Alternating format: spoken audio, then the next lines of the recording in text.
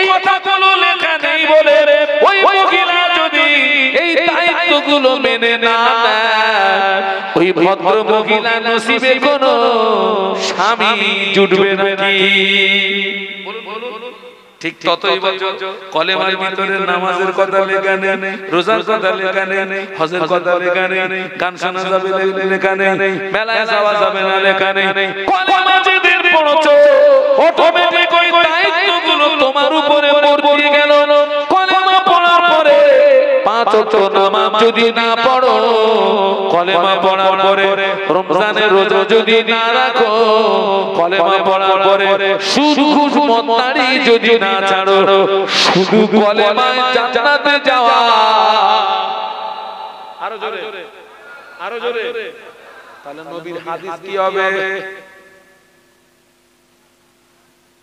কথা বলেন।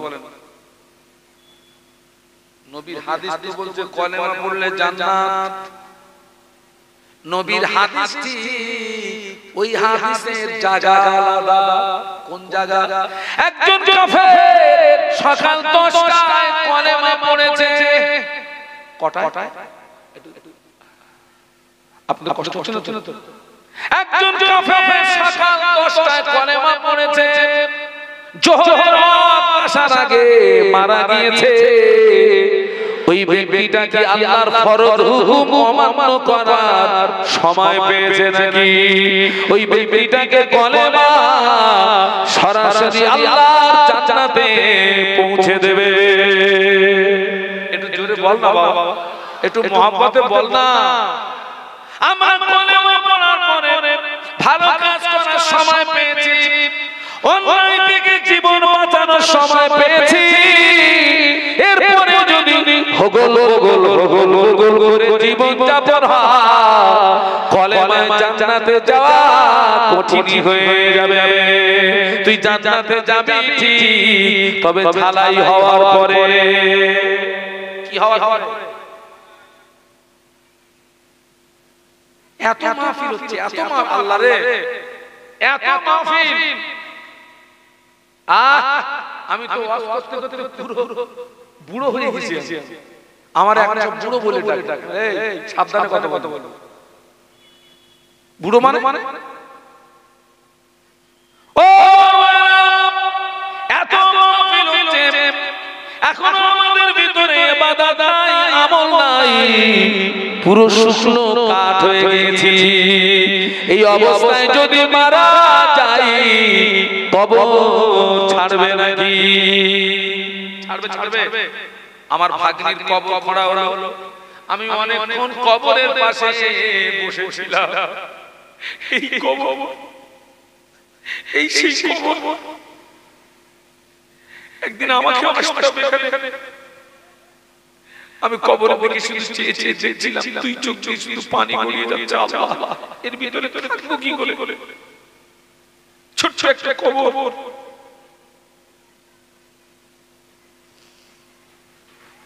ছোট্ট একটা কবর, এর ভিতরে থাকি করে? তবে জেনে রেখে দেন, আমল যদি ভালো হয়, ওই কবরটা দৃষ্টি যত দূরে যাবে অতটা আল্লাহ পাক প্রশস্ত করে দেবে। জোরে বলুন, জোরে বলুন। কবর অন্ধকার, নেক আমল দিয়ে যদি কবরে যেতে পারে, আল্লাহ পাক কবরের ভিতরে হাজার পাওয়ারের বাল্বের ব্যবস্থা করে দেবে। ও আমার ভাইরা, আল্লাহ পাক সংকীর্ণ কবর প্রশস্ত করে দেবে, অন্ধকার কবর আলোকিত করে দেবে। আর এই কবরে আল্লাহ জান্নাতের বিছানা বিছিয়ে দেবে। আল্লাহ আমাদেরকে দেন, বলুন আমিন, বলুন আমিন, বলুন আমিন। একজন আল্লাহর ওলি ঘরের ভিতরে কবর করে রেখেছিলেন। ইমাম গাজ্জালী রাহমাতুল্লাহ আলাইহি কিতাব পড়তে দেখেছিলেন, আল্লাহর ওলি কবরে আপনার ঘরের ভিতরে কি খুঁড়ে রেখেছে? কবর। দুনিয়ার প্রতি যখন মন আকৃষ্ট হতো, উনি কবরে চলে যেতেন। ওই জায়গায় গেলে পাগলামি ভালো হবে না? বলুন বলুন বলুন, রোগ ভালো হবে না? পাগলামি ভালো হবে? খবর দেখে আজকে এখানে এশার জামাত হয়েছে, সবাই নামাজ পড়েছে, মৃত্যু বাড়ি জোহরের রং চলে গেল, আসরের রং চলে গেল, মাগরিবের রং চলে গেল, এশার রং চলে গেল। যারা ওই মৃত্যু বাড়ি এসেছিল সব এসে কান্নাকাটি করতেছে, কিন্তু খবর দেখতেছি অধিকাংশ নারী পুরুষ এই ওয়াক্তের নামাজ বাস্তব বলছি না বাস্তব বলছি? তুই কি সর্বনাশ করছিস? তুই যদি একটু মরে যাস, এক ওয়াক্ত নামাজ যদি কেউ ইচ্ছা ছেড়ে দেয় 2,88,00,000 বছর তোকে জাহান্নামের আগুনে ফেলে পোড়াবে। তুই এসেছিস তো মৃত্যু বাড়ি, তাও তো বেরে বলে না, তাও তো বেরে বলে না।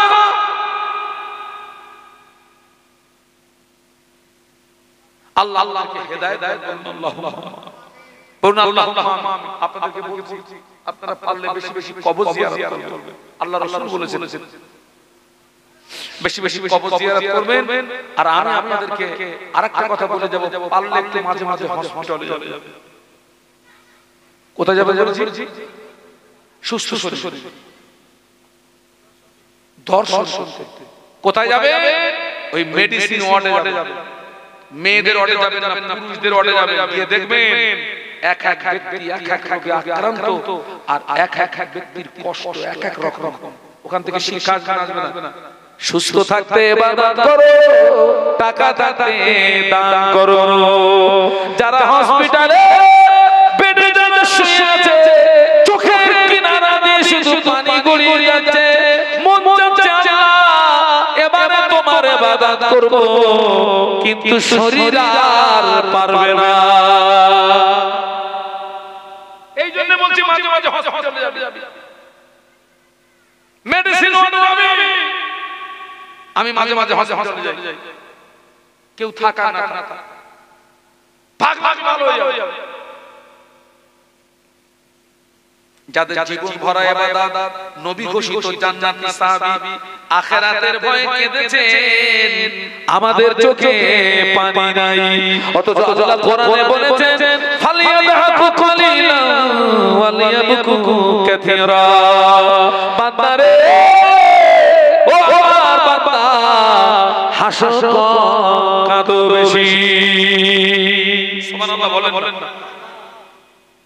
খোদা আল্লাহ বলছেন বান্দা হাসবি কম, কাঁদবি বেশি। আর আমরা কি করি?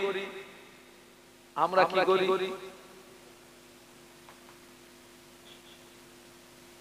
আমরা দুনিয়ার খেলায় মশগুল হয়ে গিয়েছি, কবরের কথা ভুলে গিয়েছি, হাসরের কথা ভুলে গিয়েছি, মিজানের কথা ভুলে গিয়েছি, সিরাতের কথা ভুলে গিয়েছি, দুনিয়ার খেলায় মশগুল হয়েছি, সব ভুলে গেছি।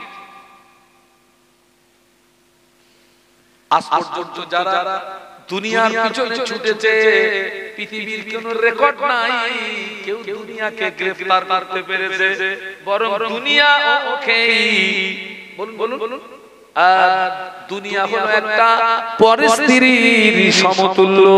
ও যুবকেরা, পরের স্ত্রীর দিকে তাকালে লাভ না লস। জোরে বলো, যত তাকাবে তত পাপ, যত তাকাবে তত লস। তবে যদি বিয়ে না হতো, একটা চিঠি দিয়ে দেখা যেত কাছে আসে নাকি, ও তোর রেজাল্ট কমপ্লিট হয়ে গেছে। পানির ভিতরে দুটো হাত ঢুকিয়ে দেন, মুঠো করে পানিটাকে ধরুন, গায়ে যত শক্তি আছে ধরুন, হাত দুটো তুলুন, মুঠোটা খুলে দিন, মুঠোর ভিতরে কতটা পানি থাকবে বাবা? বলুন বলুন বলুন বলুন। কেন এত জোরে ধরলেন? এই আঙ্গুলের টাকাগুলো আপনার সঙ্গে আমানতের খেয়ানত করবে, সব পানি বেরিয়ে যাবে। দুনিয়ার খেলায় মশগুল হয়ে গেছি আমরা।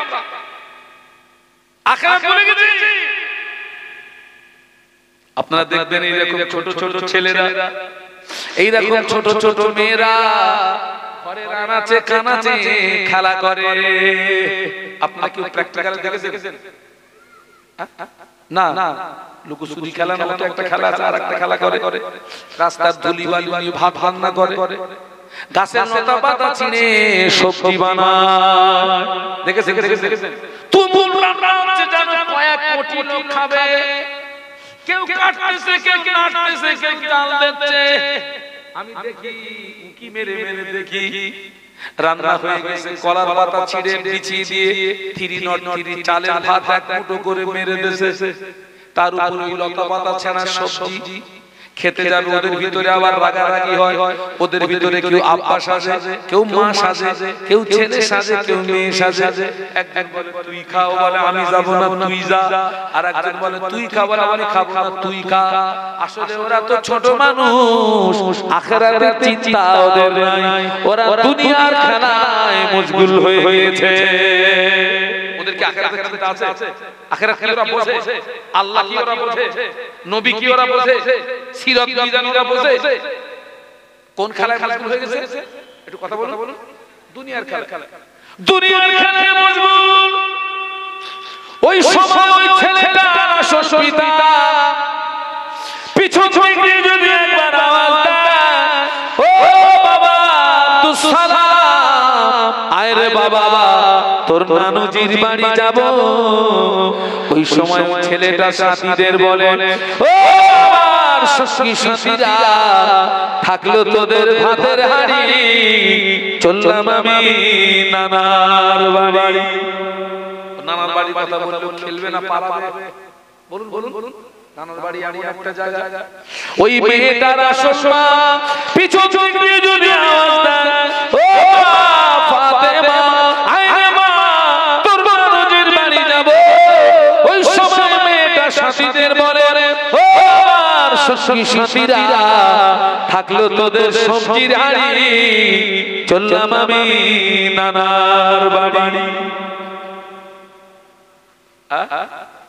এখনো আছে। আজকে আমরা নামাজ ভুলে গেছি, ইবাদত ভুলে গেছি, আমল ভুলে গেছি। বাবাজি আজরাইলের ডাক যেদিন আসবে, ওই দিন আমাদের বক্তব্য হবে, ও ছেলেরা মেয়েরা, থাকলো তোদের ভাতের হাড়ি, চললাম আমি আসল বাড়ি। আসল বাড়ি কোনটা? একটু বলুন। আহারে বর্ষাকালে যাদের মউত হয়, আপনারা দেখেছেন কবরে এক কোমর পানি, এক কোমর পানি।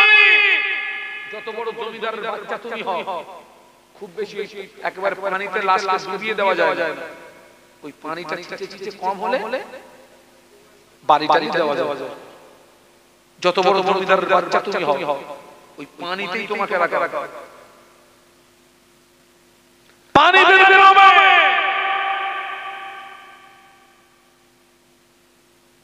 ইবাদত নেই, আমল নেই, কিচ্ছু নেই, দুনিয়ার খেলায় মশগুল হয়ে গেছি।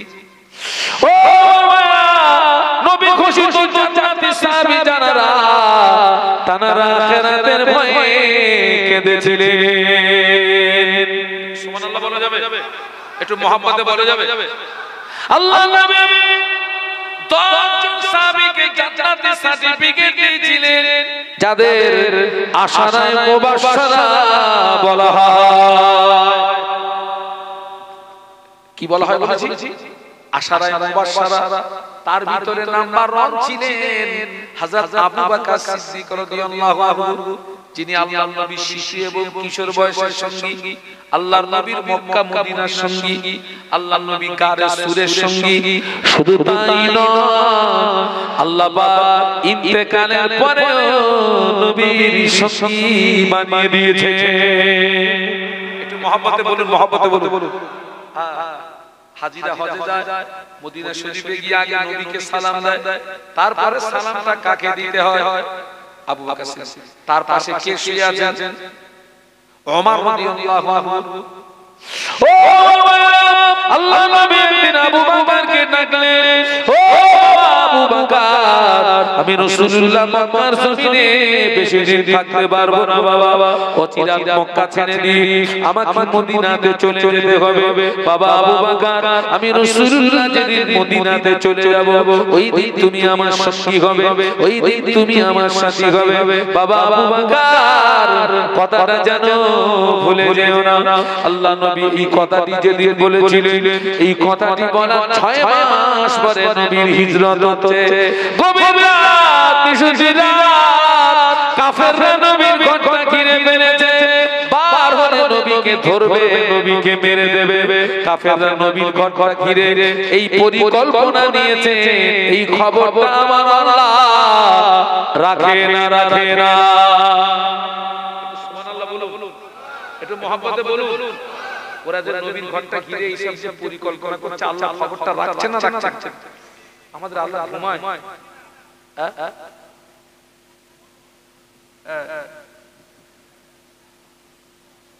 আগে ওয়াজ করেছি ট্রেনের টিকিট কাটা যাবে না সুদ খাওয়া যাবে না মদ খাওয়া যাবে না দোটালা যাবে না মেয়েদের হাতা মারামারি করা যাবে না জিনা করা যাবে না এখন আমি ওয়াজ পাল্টিয়ে দিয়েছি এখন আমি ওয়াজ করছি যত পারিস জিনা কর যত পারিস সুদ খা যত পারিস মদ খা যত পারিস লটারি টিকিট কাট যত পারিস মেলায় যা তবে পরে বলেছি আল্লাহ যেন না দেখে কি জানো না দেখে আল্লাহ দৃষ্টি আড়াল করে সব করিয়ে যাচ্ছে যা তোর যদি কোনো গুনাহ হয় গুনাহ আমার পারা যাবে যদি রাতে করি 40 ফুট মাটির নিচে গিয়ে করব ওই যে ইসরাইল ওই সব মারছে সব 40 ফুট 50 ফুট মাটির নিচে সেখানেও টার্গেট বানাচ্ছে না ওরা যদি দুনিয়ায় আল্লাহর বান্দা যদি এইভাবে মারতে পারে আমার আল্লাহ 4000 কিলোমিটার নিচের খবর আল্লাহ রাখে না একটু সুবহানাল্লাহ বলেন না একটু মহব্বতে বলেন না কোথায় কি বলবি কোন গর্তে যাবি ও 6 মাস আগে কথাটা বললেন 6 মাস পরে নবীর হিজরত হচ্ছে গভীর রাত নিশুতি রাত বেঈমানেরা নবীর ঘরটা ঘিরে ফেলেছে পার হলে নবীকে ধরে ফেলবে মেরে দেবে আল্লাহ পাক এই দৃশ্যটা দেখে সঙ্গে তার স্পেশাল মেসেঞ্জার শাদীদুল কুওয়া রুহুল আমিন জিবরাইল আমিন আলাইহিস সালামকে পাঠিয়ে দিলেন ও জিবরাইল যাও আমার হাবিবকে গিয়ে মদিনাতে হিজরত করতে বলো আমার হাবিবকে আর মক্কায় রাখবো না আমার হাবিবকে এই মুহূর্তে মদিনায় হিজরত করতে বলো ফেরেশতা জিবরাইল আমিন আলাইহিস সালাম আল্লাহর নবীকে সালাম দিলেন সংবাদটা দিলেন আল্লাহর নবী কেঁদে ফেললেন ও ভাই জিবরাইল আমি যাব কি করে ভাই আপনি তো বলছেন ওরা আমার ঘরটা ঘিরে দাঁড়িয়ে আছে পাহলে ওরা আমায় ধরে ফেলবে আপনি ঘাবড়াবেন না আল্লাহ পাক আমাকে দিয়ে সংবাদ পাঠিয়েছেন আপনি শুধু এক মুষ্ঠ বালু এদিকে নিক্ষেপ করবেন ওই বালুটা লাগাতে হবে কোথায় দায়িত্বটা স্বয়ং আল্লাহ নিয়েছে একটু জোরে বলতে পারবি নি আপনার কাজ হবে শুধু একটু বালু বাদ বাকি কাজ যারা নবীর ঘরটা ঘিরে দাঁড়িয়ে আছে নবীরে মেরে দেবে ওদের মূল্যবান সম্পদ আমানত আছে কার কাছে একটু জোরে বলুন কার কাছে একটা চরণ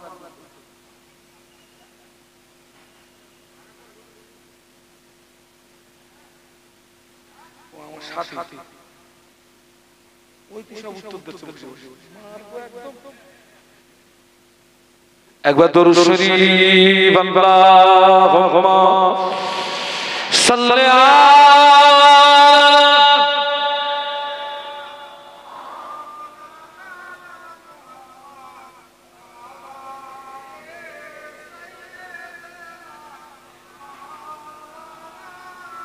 আরেকটু আওয়াজ বাড়ান আল্লাহুম্মা সাল্লি আলা মাশাআল্লাহ মাশাআল্লাহ।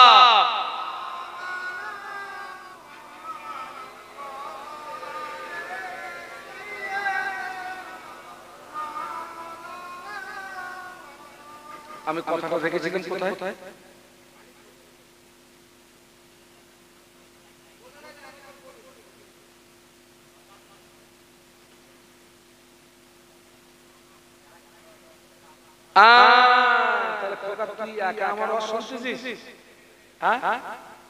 ওইটাই হচ্ছে আমি ওই জায়গায় স্টপ করেছি। যারা নবীর ঘরটা ঘিরে দাঁড়িয়ে আছে ওদের আমানতের মাল কার কাছে? তাও জানেন না, সারা জীবন শুনেছেন ওদের আমানতের মাল আমার নবীর কাছে।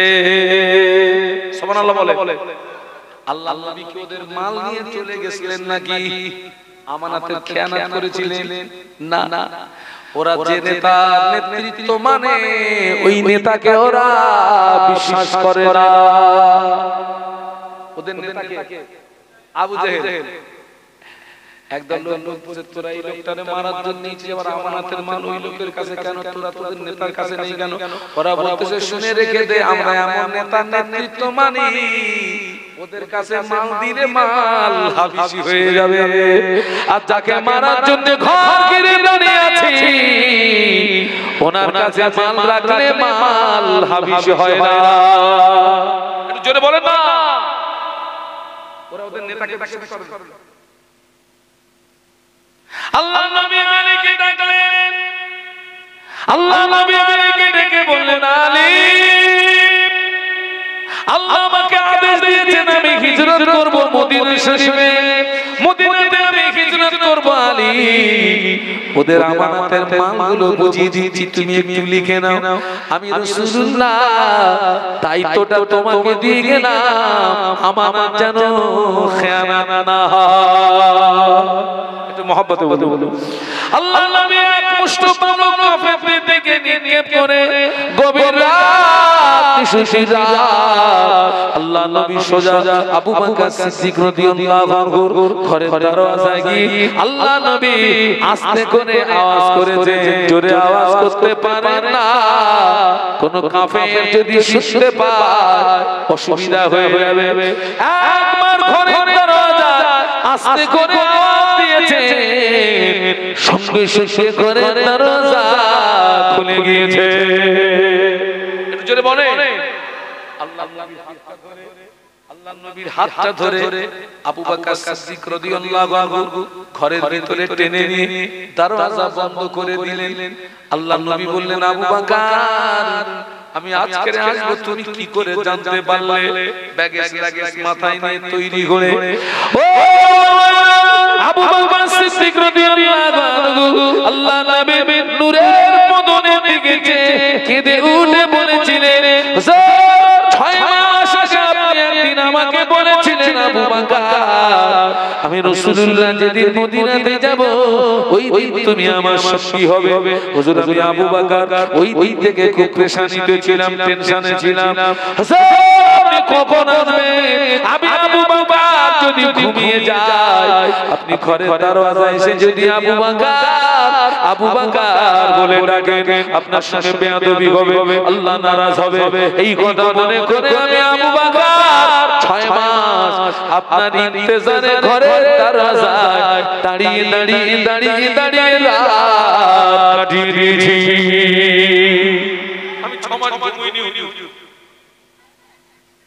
আপনি কখন আসবেন হুজুর? আল্লাহ নবী খুশি হয়ে গেলেন। আল্লাহ নবী খুশি হয়ে বলছিলেন ও সাবিরা ও সাবিরা तमाम পৃথিবীর জমিনে আমার যত উম্মত উম্মতি সকলের ঈমান যদি পাল্লা রাখা আমার আবু বকরের ঈমান যদি অপর পাল্লা রাখা আমার আবু বকরের ঈমানের পাল্লাটা ভারী হয়ে যাবে। ও সাবিরা तमाम পৃথিবীর জমিনে আমার যত উম্মত উম্মতি জীবনের আমল যদি এক পাল্লায় রাখা হয়, আমার আবু বকরের এক রাতের আমল যদি অপর পাল্লায় রাখা হয়, আমি আল্লাহ নবী বলছি আমার আবু বকরের এক রাতের আমলের পাল্লাটা ভারী হয়ে যাবে। একটু মহব্বতে বলুন। সেই মানুষটা গভীর রাতে কাঁদতেন, আল্লাহ পাক আমি আবু বকরকে মানুষ না বানিয়ে ইনসান না বানিয়ে আমাকে যদি বনের জঙ্গলে ঘাস করে পাঠাতে, বনের পশুরা আমাকে খেয়ে ফেলতো, বনের পশুরা আমাকে ভক্ষণ করে ফেলতো, মরণের পরে আবু বকরকে হিসাব দিতে হতো না। এই কথা শুনছেন নাকি?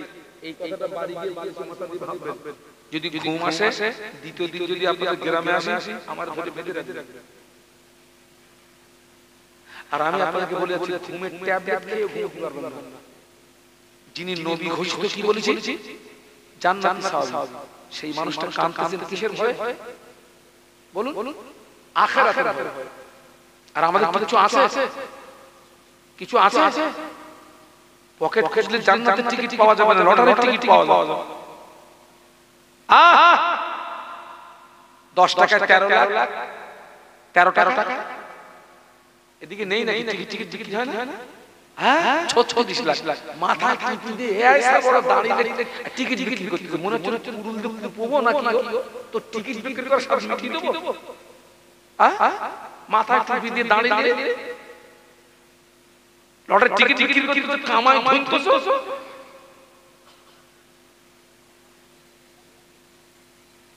বাড়ি গিয়ে ভাববে হিসাবটা কি দেবে।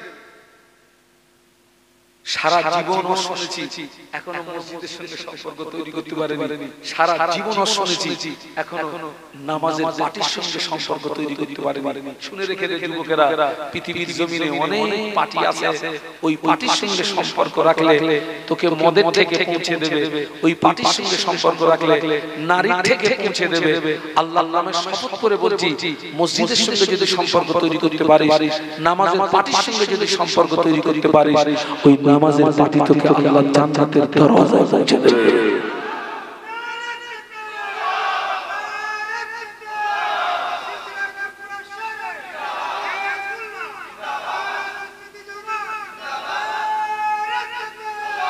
প্রত্যেককে বলে যাচ্ছি, আমি আপনাদেরকে জ্ঞান দিতে আসিনি।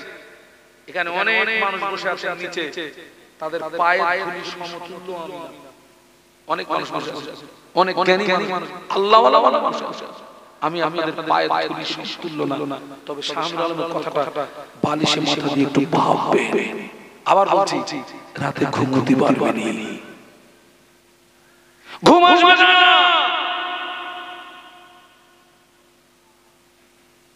আল্লাহ আল্লাহকে হেদায়েত দান করুন, বলুন আল্লাহ। আপনাদের আব্বা আম্মা আমার রস শুনে লা ফাখরা, এটা আমার অহংকার না, আল্লাহ পাকের রহমত, আমি কিচ্ছু না। আমার রস শুনে অনেক যুবক 5 ওয়াক্ত নামাজি হয়েছে। আমার রস শুনে অনেক মায়েরা তাহাজ্জুদ গুজার হয়ে গেছে। সুবহানাল্লাহ বলুন। এটাই আমার পাওনা, এটাই আমার বড় পাওনা, এটাই আমার বড় পাওনা। আমার রস শুনে অনেকে মুখে দাড়ি রেখেছে, আমার রস শুনে অনেকে বেজাতি পোশাক ছেড়ে দিয়ে সুন্নতি পোশাক, যারা মারে ইসলাম নামে একটু আগে এই যে বাস্তব নমুনা। শামীর আলমের রস শুনে মুখে দাড়ি রেখেছে, শামীর আলমের রস শুনে মাথায় টুপি দেওয়া শিখেছে, শামীর আলমের রস শুনে সুন্নতি লেবাস। আমি আগে যে গাড়িটা চাপতাম, আল্লাহ আমাকে আরেকটা গাড়ি দিয়েছে, গাড়িটা একটু দামি গাড়ি। তো ও থাকে সামনে আর আমি থাকি পিছনে। তো কিছু জলসা কি দেখা যায়, আমার দিকে কেউ আসছে, ওরা মনে করতেছে হুজুর এইটা,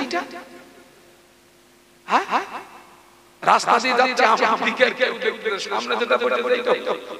আমি খুব টেনশনে পড়ে গেছি, এইটা হুজুর আল্লাহ দেখা যাচ্ছে ভুল করে বলেছে, ও হয়তো গাড়ি পড়তে হুজুর আর দেবো না। তো আমার এইরকম কিছু হয় মাঝে মাঝে চিন্তা। এই জন্য ওরে চিন্তা করতেছে, এবার ব্যাগে এখন এই সামনে বসে আমার মাথা করে, আমি তো এই কম বেশি 15 বছর ধরে দাওয়াত বাড়ি আর খাই, চা খাই, মুড়ি খাই, ভাত খাই, এক এক বাড়ি রান্না এক এক রকম। ডাক্তার বলছে রিস্ক খাওয়ার খাবেন না, ওই জন্য আমি এই 15-16 বছর আমি কোথাও খাই না। তো এই পাগল আমার সঙ্গে থাকে, ওর কাজ হচ্ছে সারা রাত শুধু আমাকে পান সাজিয়ে দেবে, আমার রাত চলে পানে সারা রাত, ওর কাজ আমার গালের পান ফুরবে আবার দে। আর আমরা যদি কোনো বাম পান থাকে ও শুধু বলবে আস্তে বাম পান না, আমার বাড়ি বসিরা, ওর বাড়ি ভেবিয়া চৌমাথা সংলগ্ন, জায়গাটার নাম হচ্ছে কারুরিয়া, ওর নাম হচ্ছে মোহাম্মদ জিয়ারুল ইসলাম। ও আমার সঙ্গে কম বেশি 16-17 বছর আছে। আল্লাহ পাক সানা আমার উসিলা এবারে এই যে গতবারে আল্লাহকে মক্কা শরীফ মদিনা শরীফ আল্লাহ পাক মক্কা শরীফ মদিনা শরীফের মেহমান হিসেবে আল্লাহ কবুল করেছিলেন। একসঙ্গে কাবা তওয়াফ করেছি, একসঙ্গে সাফা মারওয়া সাই করেছি, না উমরা গেছি, উমরা আমার ছেলেরা আল্লাহ আল্লাহ হয়ে যাও, বিশ্বাস করো। আর খুব বেশি পৃথিবীর জমিনে বলুন থাকা যাবে না, সময় হয়ে গেছে বাপ। ঘড়ি কাঁটা যে গতিতে ঘুরছে ওই গতিতেই আমরা কবরের দিকে এগিয়ে যাচ্ছি। আল্লাহর কসম, ঘড়ির কাঁটা যে গতিতে ঘুরছে ওই গতিতে আমরা মৃত্যুর দিকে এগিয়ে যাচ্ছি। এইটা ভাব, এইটা আমরা ভাবি না। অনেক অনেক অনেক জওয়ান যুবক বলে হুজুর এখন আমাদের মধ্যে কি বয়স, বাদবা দেখেন না, বয়স ওঠে না বেটা, বয়স ওঠে না। নির্দিষ্ট সময় দিয়ে আল্লাহ পৃথিবীর জমিনে পাঠিয়ে দিয়েছেন, নির্দিষ্ট সময়, বয়স ওঠে না। তুমি যুবক, তুমি জওয়ান। আমি একটু আগেই বলেছি তো আমার ভাগ্নি ইন্তেকাল করলো, বয়স কত বলেছি? বাহ বাহ ভালো ভালো 21 বছর বয়স। আর তার আব্বার বয়স অনেক বয়স। আব্বা বেঁচে আছে, মা বেঁচে আছে, সন্তান তাসকে কবরে চলে গেল। কি করে চোখের পানিটা আটকে রাখি বলুন? বুনের চোখের পানি, বোনার চোখের পানি, আত্মীয় স্বজনদের চোখের পানি। আহা, আল্লাহ আমাদেরকে হেদায়েত দান করুন, আল্লাহুম্মা। এই আবু বকর সিদ্দিক রাদিয়াল্লাহু তাআলা আনহু তাবুকের যুদ্ধে আল্লাহ নবী সাহাবীদের ডাকলেন, ও আমার সাহাবীরা, আমি রাসূলুল্লাহ দ্বীন ইসলামকে প্রতিষ্ঠিত করার জন্য তোমাদের কাছে সাহায্য চাচ্ছি, তোমাদের কাছে সহযোগিতা চাচ্ছি। তোমরা আমাকে সাহায্য করো, তোমরা আমাকে সহযোগিতা করো। নবী পাক সাহাবীরা যে যার সামর্থ্য অনুযায়ী টাকা দিয়ে, অর্থ দিয়ে, অস্ত্র শস্ত্র দিয়ে আল্লাহ নবীকে সহযোগিতা করতে লাগলেন। মেয়েরা কেউ কানের খুলে, কেউ নাকের খুলে, কেউ হাতের খুলে, কেউ গলার খুলে আল্লাহ নবীকে দিলেন। আল্লাহ নবীর সামনে সম্পদের একটা স্তূপ হয়ে গেল। আল্লাহ নবী দেখলেন সবাই এসেছে, সবাই দিয়েছে, আবু বকর এখনো আসে নাই। কোন যুদ্ধ? তাবুক। সবাই এসেছে, সবাই দিয়েছে, কে দেয়নি? একটু সবাই মিলে বলুন। এই আমার আবু বকর কোথায়? আবু বকর না বলো, আবু বকর। আমার আবু বকর কোথায়? হুজুর একটুখানি দূরে একটা পিলিয়ারের গোড়ায় নিজের শরীরটাকে সংকুচিত করে দাঁড়িয়েছে। লাব্বাইক ইয়া রাসূলুল্লাহ, হুজুর আমি আবু বকর হাজির আছি। সুবহানাল্লাহ বলেন। ও আবু বকর, সবাই মিলে আমাকে সহযোগিতা করো, তুমি তো কিছু দিলে না বাবা। হুজুরের দুটো জোড়া পানি, হাতে একটি থলি, হুজুরের দুটো জোড়া পানি, হাতে একটি থলি, কাঁদতে কাঁদতে থলিটা নিয়ে আল্লাহ নবী নিকটস্থ হয়ে বলেছিলেন, ইয়া রাসূলুল্লাহ, ইয়া হাবিবাল্লাহ, হুজুর আমি আবু বকর এটি এনেছি, আপনি গ্রহণ করুন। আল্লাহ নবী থলিটা নিয়ে খুলে দেখে ওই থলিতে কয়েক দিরহাম পাওয়া গেল, ওই থলিতে কিছু জব পাওয়া গেল, কিংবা গম পাওয়া গেল। আল্লাহ নবী বললেন, ও আমার সাহাবীরা, তোমরা সবাই মিলে আমাকে যা দিয়েছো সকল আর চেয়ে আমার আবু বকরের দাম পাকের দরবারে বেশি পছন্দনীয় হয়ে গিয়েছে। একটু মহব্বতে বলা যাবে তাকবীর নারায়ে তাকবীর। সাহাবীদের তুলনায় আবু বকর হুজুরের দানটা বড় নগণ্য দান, অল্প দান, অথচ রাসূল বলছেন তোমরা সবাই আমাকে যা দিয়েছো আবু বকরের দানটা সকলের চেয়ে আল্লাহর দরবারে বেশি পছন্দনীয় হয়ে গিয়েছে। যে সাহাবীরা বেশি দিয়েছিলেন ওই সাহাবীদের মনে প্রশ্ন জাগলো, আমরা এত এত দিলাম, আমাদের দানটা পছন্দনীয় হলো না, আবু বকর অল্প দিল, তার দানটা কেন পছন্দনীয় হলো? আল্লাহ নবী সাহাবীদের ডাকলেন, ও বাবা আলী, বাবা ওসমান গনি, বাবা আব্দুর রহমান ইবনে আউফ, তোমরা আমাকে কতটা দিয়েছো, বাড়িতে কতটা রেখে এসেছো? হুজুর আপনাকে অর্ধেকটা দিয়েছি, বিবি বাচ্চার জন্য অর্ধেকটা দিয়ে রেখে এসেছি। ও আবু বকর, তুমি আমাকে কতটা দিয়েছো, বাড়িতে কতটা রেখে এসেছো? কাঁদতে কাঁদতে বলেছিলেন, বাড়িতে আমার সম্পত্তি যাবে, যা কিছু ছিল আপনার হুকুমে বিলিয়ে দিয়েছি, বাড়িতে আমার আল্লাহ রাসূলকে রেখে এসেছি।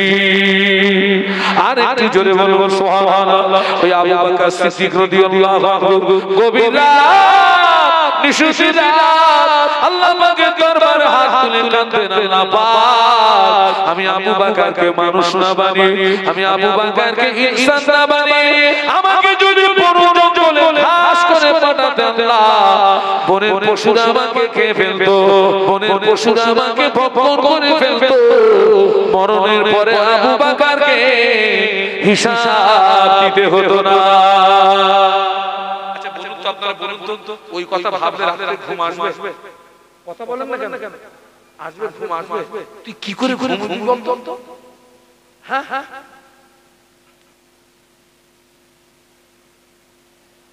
কি করে ঘুম?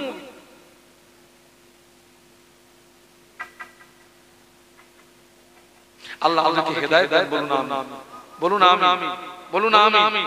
আবার বলছি, तमाम পৃথিবীর কোন নবী রাসূলের ক্ষমতা নেই কাউকে হেদায়েত করে দেওয়ার। আপনি হেদায়েতের মন তৈরি করুন, আল্লাহ হেদায়েত দেবে।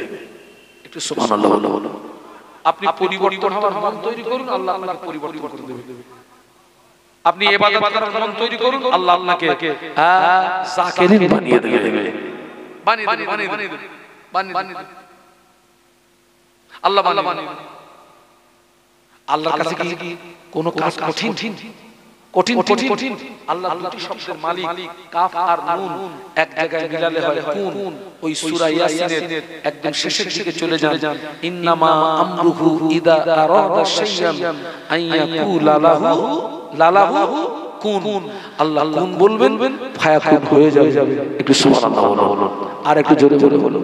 আর একজন সাহাবীর কথা বলছি, মুসলিম জাহানের দ্বিতীয় খলিফা হযরত ওমর রাদিয়াল্লাহু আনহু, যে ওমর সম্পর্কে আল্লাহ নবী বলেছিলেন, আনা খাতামুন নবিয়্যিন লা নবিয়্যা বাদি। আল্লাহ নবী বললেন, আমি হলাম শেষ নবী, আমার পরে কেউ নবী হবে না।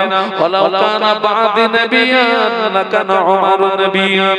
আল্লাহ নবী বললেন, আমি রাসূলুল্লাহ, আমার পরে যদি কেউ নবী হতো, আমি আল্লাহ নবী বলছি ওমর নবী হতো। সুবহানাল্লাহ বলেন। এই হাদিসের দ্বারা প্রমাণিত হচ্ছে ওমর রাদিয়াল্লাহু আনহু ভিতরে নবী হওয়ার যোগ্যতা ছিল, কিন্তু নবীর সিলসিলা খতম। নবী আর উনি মুসলিম জাহানের কত নাম্বার খলিফা? দুই নাম্বার খলিফা।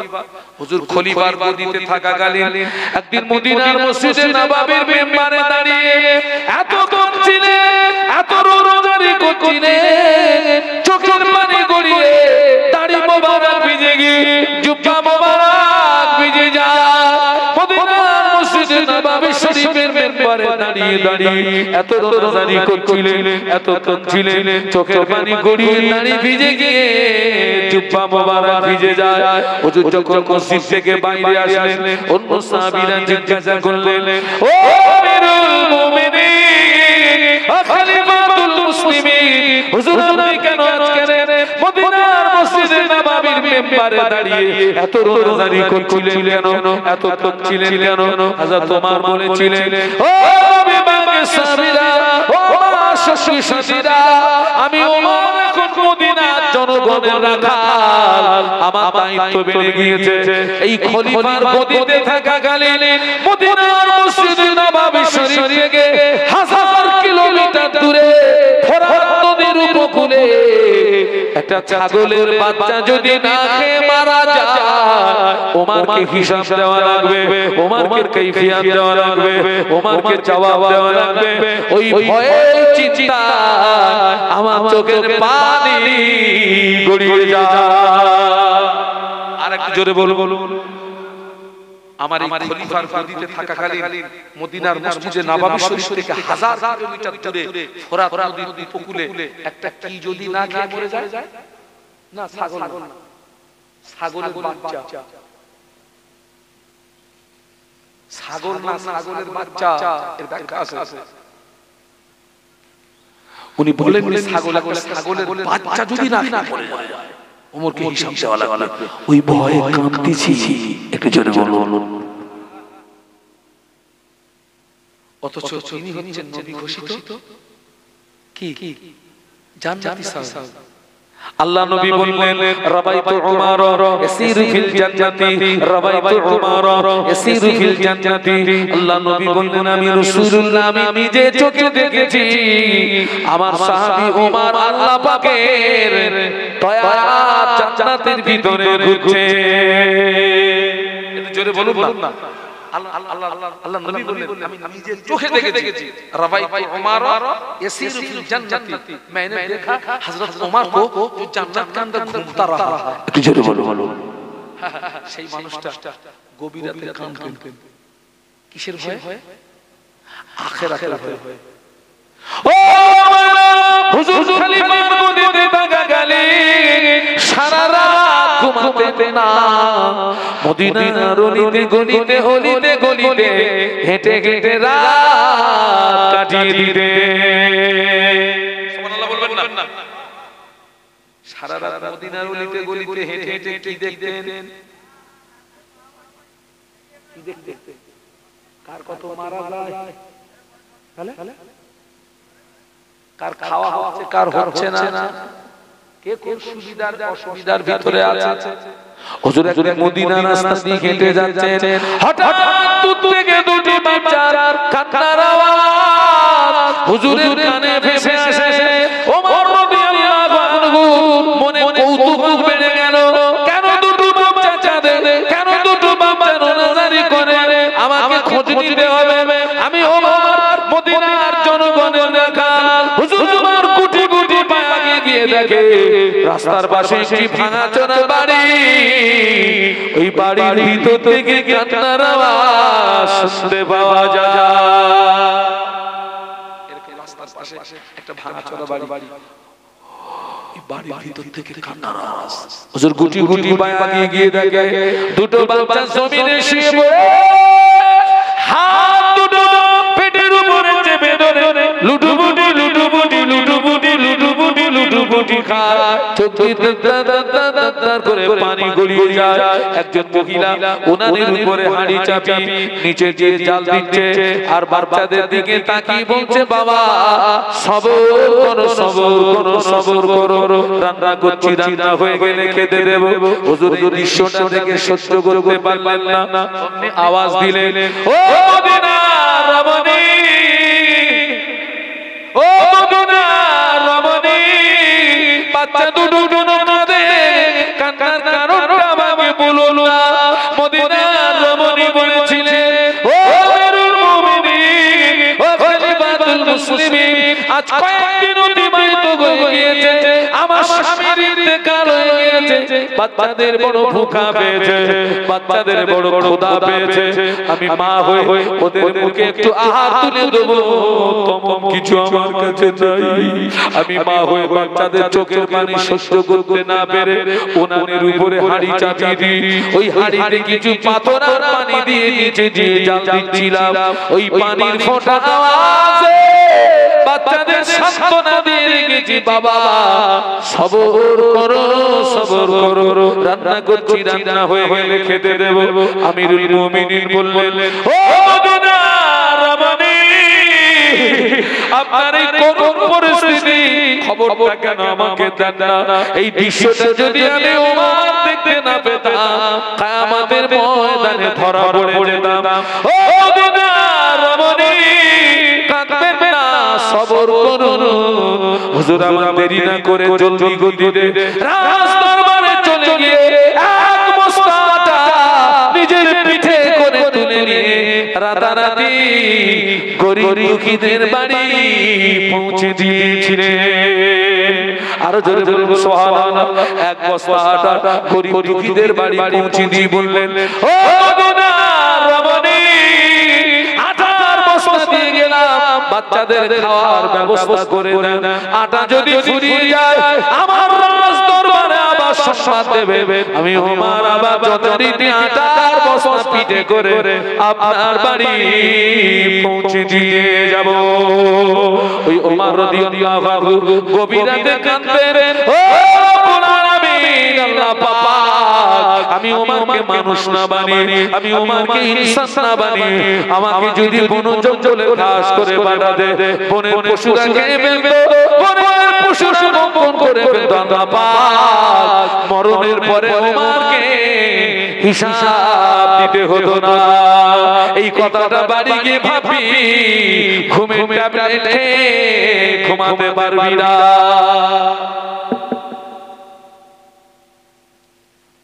বাড়ি গিয়ে ভাবি। আমি একটু মাঝে মাঝে তুই তাকাই করেছি, আপনারা আবার দেখে দেখে জানেন তো? হ্যাঁ আগে তুই বলে কারে যাকে আপন মনে করা হয়। নাতি যখন ছোট থাকে দাদাকে ডাকে এই দাদা, আর একটা বড় হলে ডাকে ও দাদা, এই দাদা ও দাদা। আমি আপনাদের এই যে উড়িয়া পাড়ার ভাইদেরকে আমি খুব কাছের মনে করি, খুব কাছের মনে করি, ভালোবাসার মানুষ মনে করি। ভালোবাসা আমি দুটো কথা বলে গেলাম। ভালোবাসা আল্লাহর রাস্তায় আমার কথাগুলো মেনে নেন, আল্লাহর রহমত হবে, আল্লাহ কবুল করুন। আল্লাহুম্মা বল আল্লাহুম্মা। আমি বিদায় নেব তার আগে একটা কথা বলি। আমি যে মাহফিলে যাই আমার সঙ্গে একটা কিতাব থাকে যেটা হচ্ছে ফুরফুরা শরীফের মুজাদ্দিদে জামান তথা হুজুর কিবলা রাহমাতুল্লাহ আলাইহি প্রধানতম খলিফা আল্লামা রুহুল আমিন রাহমাতুল্লাহ আলাইহি, যিনি ছিলেন 18,000 হাদিসের হাফেজ। একটু সুবহানাল্লাহ বলুন। কত হাজার যিনি মুজাদ্দিদুল জামানের প্রধানতম খলিফা ছিলেন। আল্লামা হুজুর যখন পীরের দরবারে যেতেন, পীরের সম্মানার্থে পায় জুতো দিতেন না, বলুন সুবহানাল্লাহ। আর মুজাদ্দিদুল জামান হুজুর আল্লামাকে দেখলে বসে থাকতেন না, উনি দাঁড়িয়ে যেতেন। সুবহানাল্লাহ বলুন। আল্লামা হুজুর একদিন বলেছিলেন আপনি আমাকে দেখে দাঁড়ান কেন? আমার বড় লজ্জা, আমার বড় শরম হয়। মুজাদ্দিদুল জামান বলেছিলেন আমি তোমাকে দেখে দাঁড়াই না বাবা, তোমাকে দেখে ইজ্জত করি না বাবা, তোমাকে দেখে সম্মান করি না বাবা। আল্লাহ পাক তোমার সিনায় যে জেনে দিয়েছে আমি আবু বকর ওই ইলমের তাজিমে দাঁড়িয়ে যাই। হুজুর বলে গেলেন আমার কিতাব যার ঘরে থাকবে আমি রুহুল আমিন তারই ঘরে রয়ে গেলাম। দুঃখ এখনো অনেকে ফরজ গোসলের নিয়ম জানেন না, বাস্তব না অবস্থা। কি করে ওযু করতে হয় জানেন না, কি করে নামাজ পড়তে হয়, নামাজে দাঁড়াতে হয় তাও জানেন না। আপনি কাজা নামাজ, আপনার জীবনের যে সমস্ত নামাজগুলো কাজা হয়ে গেছে, আপনি কি করে পড়বেন? আপনি অসুস্থ, আপনি ওযু করতে পারবেন না, তায়াম্মুমটা কি করে করবেন? আকিকা করবেন কি করে? কুরবানি করবেন কি করে? মা বোনদের কিছু গোপন মাসলা আল্লামা হুজুর বাঙালি ভাষীদের জন্য বাংলা ভাষায় কিতাব লিখে গেলেন। হুজুর বললেন আমার কিতাব যার ঘরে থাকবে আমি রুহুল আমিন তার ঘরে রয়ে গেলাম। আমি জলসা হুজুরের কিতাব বিক্রি করি, উদ্দেশ্য একটা, তার কিতাব বিক্রি করলে তার রূহানি দোয়া বলুন পাওয়া যাবে। আল্লাহর নামে শপথ করে বলছি, আল্লাহ অনেক ইজ্জত দিয়েছে, অনেক সম্মান দিয়েছে। এই ইজ্জত কে সম্মান আল্লামা হুজুরের রূহানি দোয়া, মুজাদ্দিদুল জামান হুজুরের রূহানি দোয়া, 5 হুজুরের রূহানি দোয়া, আমার আব্বা আম্মার রূহানি দোয়া। সেই কিতাব আপনাদের কাছে আমি পাঠাচ্ছি। আপনি জীবনে অনেক পয়সা খরচ করেছেন, এর প্রিন্ট আছে 70 টাকা, আমি এটা 50 টাকা করে বিক্রি করি, দিনের সাথে 50 টাকা করে আমি বিক্রি করি। পারলে জীবনে অনেক পয়সা নষ্ট করেছেন, উযু করবেন কি করে, আপনি ফরজ গোসলটা কি করে করবেন, আপনি যখন নামাজে দাঁড়াবেন আপনার নজরটা কোন দিকে থাকবে, যখন রুকুতে যাবেন নজরটা কোন দিকে থাকবে, আপনি যখন সিজদায় যাবেন আগে নাক যাবে না কপাল যাবে, সিজদায় যখন যাবেন নজরটা কোন দিকে থাকবে, দুই সিজদার মাঝখানে ওয়েট করতে হবে না, দুই সিজদার মাঝখানে এক তাসবিহ পরিমাণে ওয়েট করাটা ওয়াজিব। এক তাসবিহ পরিমাণে যদি ওয়েট না করেন, আপনি সিজদায় গেলেন, উঠলেন, আবার সিজদায় গেলেন, আপনার ওয়াজিব তরক হয়ে গেল। সেজদা যদি না দেন নামাজ ফাসিদ হয়ে যাবে। হ্যাঁ, সেই জন্য আমি মাহফিলে হুজুর আল্লাহ আমি কিতাবটা বিক্রি করি। পারলে আপনারা 50 টাকা দিয়ে একটা কিতাব নেবেন। পর্দার আড়ালে যে সমস্ত মায়েরা আছেন, যদি আঁচলের মুড়ে যদি 50 টাকা থাকে, ছোট্ট একটা বাচ্চাকে পাঠিয়ে দিয়ে আপনারা এই কিতাব সংগ্রহ করুন। আর জবান বলে একটু কলেমা জিকির লা ইলাহা ইল্লাল্লাহ।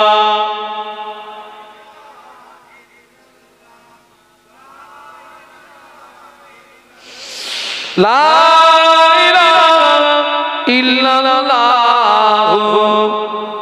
মুহাম্মাদুর রাসূলুল্লাহ। আল্লাহুম্মা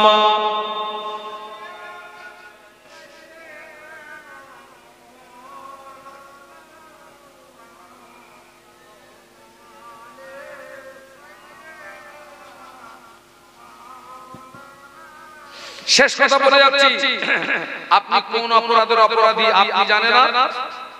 বলুন আমি কোন অপরাধের অপরাধী আমি জানি না। আমি কারোর দিকে আঙুল তুলবো না। এই মাহফিলে বসে নিজে অন্তর থেকে তওবা করুন।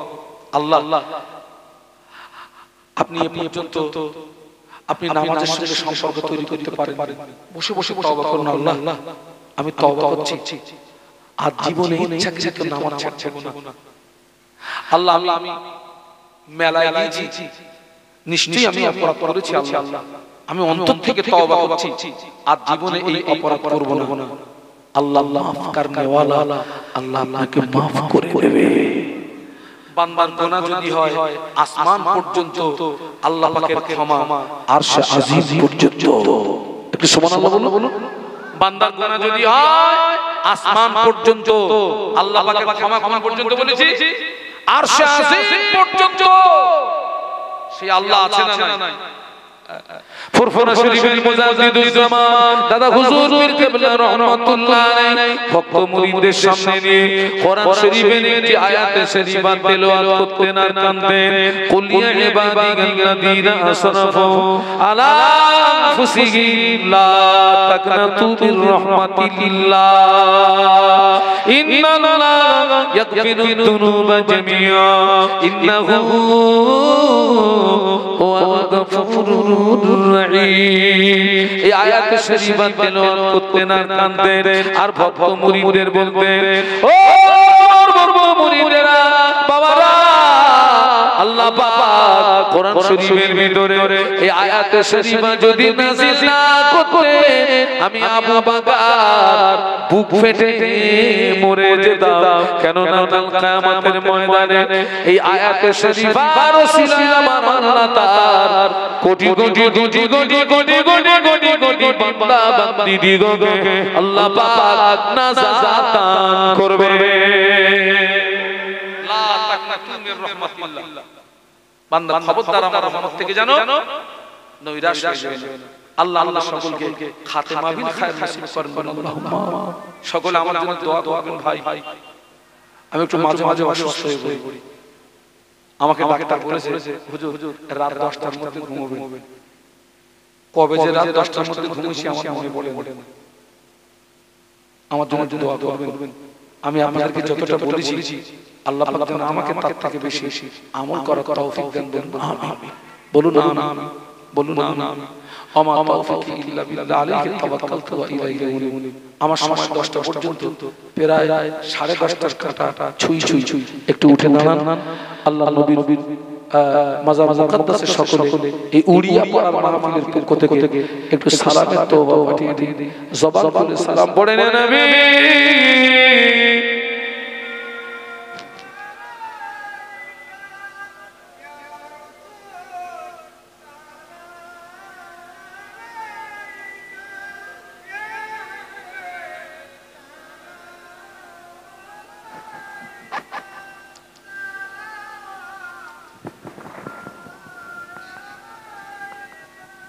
ওই সুযোগে পারলে একটু আগে আসবেন সামনের দিকে একটু আগে আসবেন